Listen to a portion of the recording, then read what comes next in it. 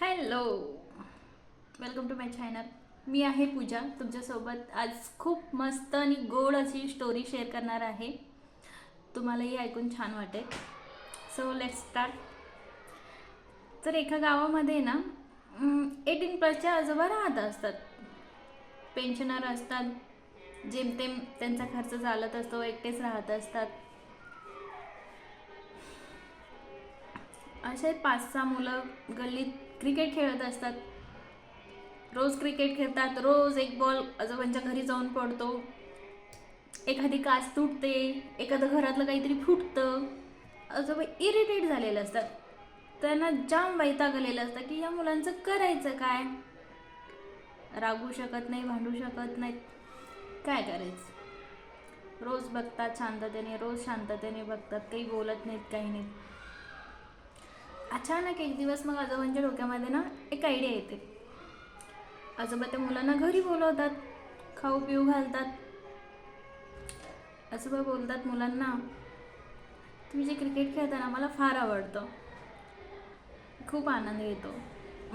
मी माझं लहानपण जगतो त्याच्यामध्ये, खूप छान वाटतं. तुम्ही रोज खेळत जावा. मुलांनाही थोडंसं छान वाटतं की बाबा आवडतं त्यांना. मग आजोबा पुढे त्यांना म्हणतात की तुम्ही रोज खेळत जा, रोज खेळत जा. मी रोज एन्जॉय करत जाईन आणि मी त्याचे तुम्हाला डेली पर डे 20 रुपये देत जाईन. मुले खुश, आणखीन एक्सायटेड होतात खेळायला. तर नेक्स्ट डे खेळतात. खेळून झाल्यानंतर आजोबाच्या घरी जातात. आजोबा ॲज पर डिस्कशन 20 रुपये. आजोबा 20 रुपये देऊन टाकतात. No problem. मुले आणखी एनर्जेटिक होतात. नेक्स्ट डे पुन्हा खेळायला जातात, खेळतात. नेक्स्ट डे होतं असं की आजोबा म्हणतात, जेमतेम माझं भागतं तेवढ्यातून मी आज फक्त 15 रुपये तुम्हाला देऊ शकतो, कारण माझ्याकडे 15 रुपये आहेत आज, त्यामुळे मी 15 रुपये देऊ शकतो. मुलांना थोडी डिसअपॉइंटमेंट होते, थोडीशी नाराज होतात. 15 रुपये घेतात, ठीक आहे म्हणतात. नेक्स्ट डे खेळायला जातात.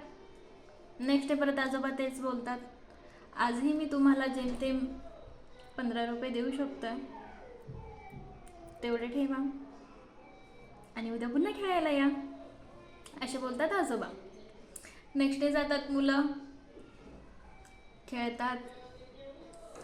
आजोबा बोलतात, आज तर माझ्याकडे फक्त 10 रुपये आहेत, तुम्ही प्लीज ॲडजस्ट करा, माझ्याकडे जास्त पैसे नाही आहेत. मुलांना खूपच नाराजगी होते. मुले 10 रुपये घेतात आणि आजोबांना बोलतात,